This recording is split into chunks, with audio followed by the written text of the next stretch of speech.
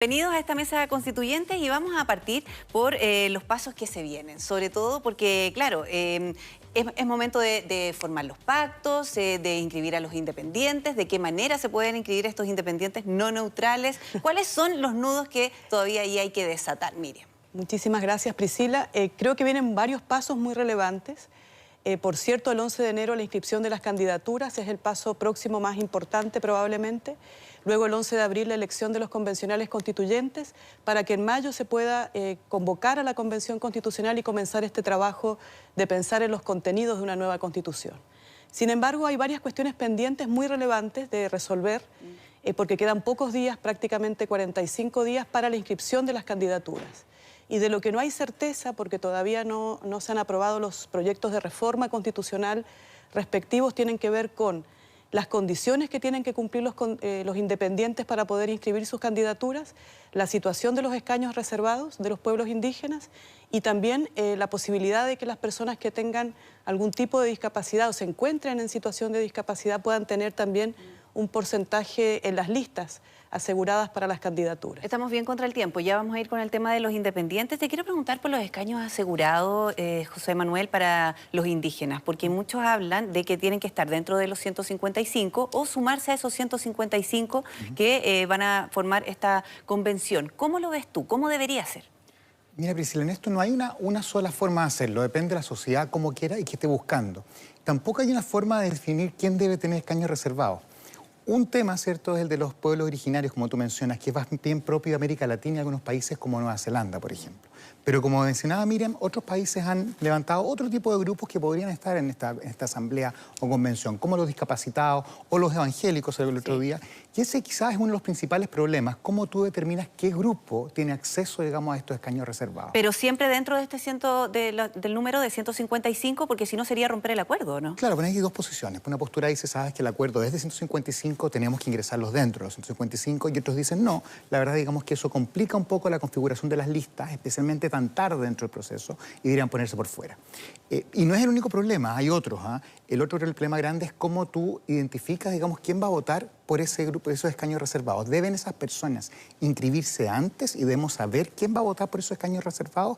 ¿O es algo, digamos, que la persona debe decidir en el momento de ir a votar, por ejemplo, y tomar una u otra cédula dependiendo, digamos, si quiere votar por los escaños reservados o no? ¿Pero deberían estar en cédulas independientes, separadas? Tú puedes tener los dos sistemas distintos, digamos, como tú quieras organizarlo. Es un poco más ordenado tener dos cédulas separadas, te lo hace más transparente. ¿Pero no juega en contra que estuvieran en la misma cédula? Lo que pasa es que, claro, te puede enredar un poco más el sistema, pero como te digo, aquí hay un montón de trade-off, de cosas buenas y cosas malas. Te lo vinculo con otro tema además. Tú puedes pensar, digamos, que para que la persona se inscriba en un registro anterior, digamos, a la elección, tiene que tener algún elemento que le permita adscribirse esa condición de pueblo originario. Por ejemplo, no sé, algún tipo de registro, no sé, en un servicio social, estatal, o algún tipo de historias atrás, vivienda, o tú puedes permitir la autoadscripción, es decir, que dependa de ti decir, ¿sabes que yo me siento un pueblo originario? Aunque no tenga el apellido un pueblo originario, aunque no vivo en una zona originaria, yo me siento originario. Y eso hay que definirlo, ya estamos contra el tiempo. Exactamente. Y termino con un tema más, Priscila. También es importante entender acá que los pueblos originarios no son iguales en esto.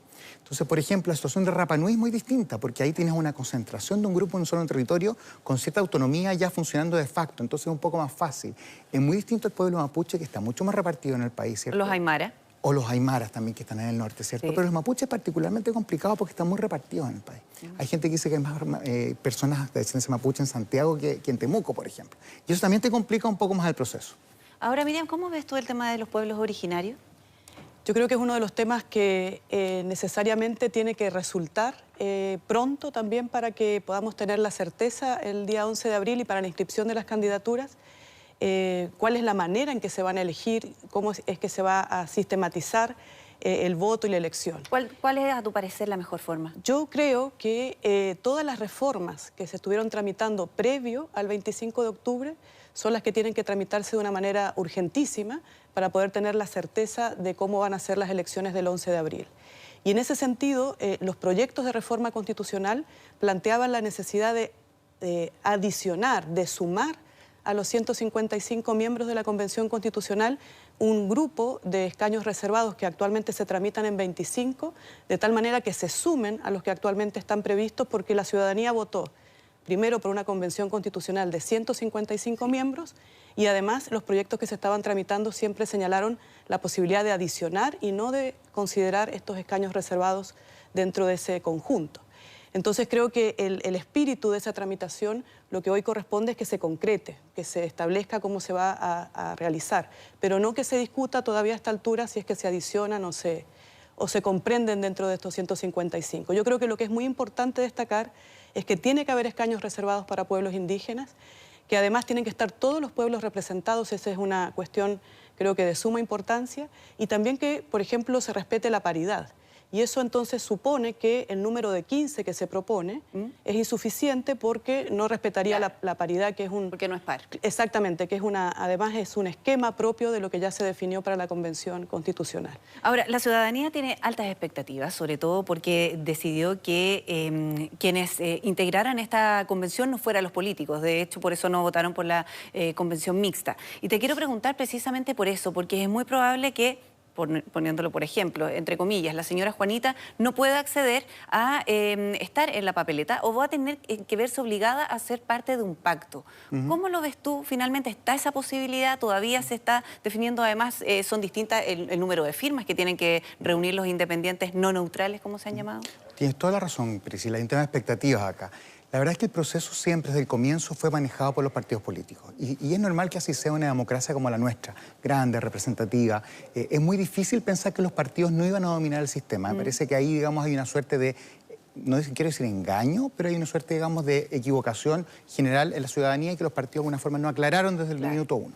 Ahora, lo que tú puedes hacer, sin embargo, es compartir un poco el espacio, que es lo que se está pidiendo. No es reemplazar a los partidos, sino que compartan un poco este espacio con los independientes, con la señora Juanita que tú dices.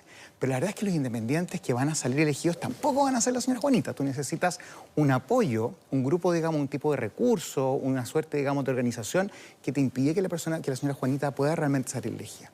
En el papel, para tú presentarte, requiere solamente tener 18 años, ¿cierto? Ser ciudadano, tener derecho a sufragio, no esté suspendido, por ejemplo, por haber cometido un delito grave. Que puede ser requisitos muy simples. Muy simple, en el papel. Pero cuando tú, como decía Miriam Timen, cuando tú quieres inscribirte realmente, te van a pedir hoy día una cantidad de firmas que ya es muy difícil conseguir. Especialmente porque no está aprobada la firma electrónica, es decir, tú tienes que ir ante el notario a firmar. Eso ya es difícil. Pero incluso si logras inscribirte, la campaña, digamos, requiere recursos, requiere despliegue. Entonces, resumiendo, este sistema, este proceso lo manejan los partidos políticos. Y está bien que así sea. El punto es cómo le damos espacio para que no sean los únicos, para que no monopolicen. Y en eso todavía hay algo de tiempo, pero muy poco, para poder hacer una reforma que simplifique un poco estos procesos para los independientes. Entonces, ¿los independientes podrían de alguna manera, o eso ya está descartado, que vayan en un pacto? Sí, yo creo que hay que rescatar cuáles fueron los objetivos del acuerdo por la paz social y la nueva Constitución. Y se definió que el proceso tenía que ser democrático, institucional, representativo e inclusivo de todos los sectores de la sociedad. Y creo que justamente en razón de esto último es que es muy importante que en la Convención Constitucional estén representados justamente estos grupos que son diversos, pero que al mismo tiempo son representativos de un número muy importante de la sociedad. Los escaños reservados, es decir, los pueblos indígenas, las personas con discapacidad, las mujeres, que son más del 50% de la población, y por supuesto los independientes, que son el 95% de los chilenos. Entonces yo creo que hay que retomar ese objetivo porque justamente los partidos políticos tienen que honrar ese acuerdo. ¿Pero tú crees que los partidos políticos tienen capturado este proceso? Yo no digo que estén capturados, pero tenemos 45 días para que podamos definir cuáles son las reglas para inscribir las candidaturas y todavía no hay certeza. Hay una urgencia en definir estos asuntos porque en 45 días las posibilidades de la firma con clave única se van acotando y luego la otra opción es buscar firmas con patrocinio ante un notario y las posibilidades de hacerlo todavía en pandemia realmente es muy complejo. Si vemos las notarías que están repletas, probablemente más personas no se tomen el tiempo de ir a inscribir su candidatura porque va a perder mucho tiempo, o sea, de ir a firmar para que una persona un independiente pueda postular. ¿Cuántas firmas se les piden a los independientes? ¿De qué depende? Bien, hay que recordar que las inscripciones de las candidaturas están asociadas a la elección de los diputados y por lo tanto para la inscripción de las candidaturas de independientes se hacen por distritos. Los independientes, a diferencia de muchas elecciones, pueden formar listas con otros independientes. Ahí también hay una opción que no necesariamente tiene que ver con partidos políticos, porque los independientes podrían generar listas de independientes, de distintos grupos. Lista independiente, distinto a un pacto. Distinto a un pacto. Entonces, en una lista de independientes podrían ir independientes de un mismo grupo, ¿ya?, o podrían ir independientes de distintos grupos, o sea que podrían vincularse en torno a una lista. Y en ese caso, lo que actualmente está vigente es que los independientes tienen que, en la lista completa, alcanzar el 1.5% del total de votos que se obtuvo en la elección de diputados de la vez anterior, y por cada una de las candidaturas individuales de un 0,4%. Lo que está ¿En cuanto a un número? Es un número y es variable según la cantidad de personas que votaron en un determinado distrito. ¿Cuántas firmas? Por ejemplo, en el distrito 4 se requiere para un candidato independiente de 400 firmas y para una lista completa 1.500 firmas. En circunstancias de pandemia es un número alto y lo que se está tramitando justamente como reforma constitucional es rebajar el umbral para las candidaturas individuales al 0,2 y rebajar el umbral de la candidatura para la lista completa al 0,5%. Que se requiera menos. Ahora, José Manuel, probablemente muchos independientes se vean obligados a sumarse a un pacto y las personas dejen de verlo como independientes no neutrales porque van a ser parte de un pacto político. Sí, exactamente. Ahora, te quiero decir algo que es bien poco popular hoy día en Chile, y es que no existe una democracia en el mundo, y no existe una democracia en el mundo que funcione sin partidos políticos. Entonces está bien, hoy día están en decadencia, podemos decir, están criticados. Yo no soy militante, los puedo criticar igual pero que tú. Pero está muy cuestionado. Pero sin partidos políticos esto no funciona. Entonces, insisto, aquí el tema no es cómo sustituirlo, sino que cómo obligarlos a compartir un poco esta mesa de negociación, esta mesa de conversación. Y lo otro, perdona que sea tan polémico quizás, pero hay otro tema yo creo que es importante rescatar. Como dijo Miriam, la inclusión es súper importante en estos procesos. Pero la inclusión que estamos viendo es súper elitista igual, digamos. Es decir, no nos hagamos nuevamente engaños con el tema de expectativas. Las mujeres que van a entrar por paridad, ¿cierto?, los pueblos originarios que van a entrar, etcétera, siguen siendo una élite dentro de la población.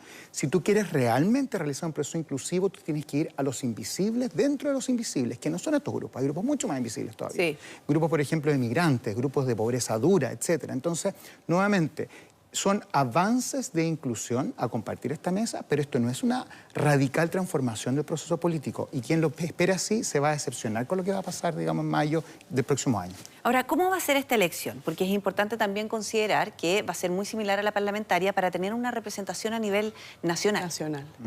Sí, yo quisiera complementar un punto de José Manuel, porque yo creo que hay como una falsa contradicción. Por eso es importante que la gente esté formada. Totalmente, porque de alguna manera, cuando uno habla de los partidos políticos, por supuesto que son indispensables de una democracia representativa de partidos. Pero eso es necesario, los partidos políticos, por ejemplo, para tomar decisiones de la política contingente. Pero si lo que estamos pensando en este momento es en generar un pacto político y social, además de los partidos, todos los otros sectores que no necesariamente están hoy representados por los partidos, tienen que estar presentes también en la convención. Y de allí entonces todos estos grupos que pugnan, pretenden y esperan que se den las condiciones para poder participar. Luego, una vez que se hayan generado las elecciones y bueno, las personas que resulten elegidas tendrán que ponerse a trabajar para generar justamente estas mayorías de los 2/3, que no son tampoco sencillas de alcanzar porque el quórum es alto y me parece bien que el quórum tenga ese alcance porque nos va a determinar a ponernos de acuerdo en ciertos contenidos constitucionales donde todos los chilenos quepamos. Ahora, ¿qué les parece a ustedes, que también generó bastante discusión, lo que presentó la diputada Camila Vallejos para cambiar ese quórum de 2/3 por 3/5?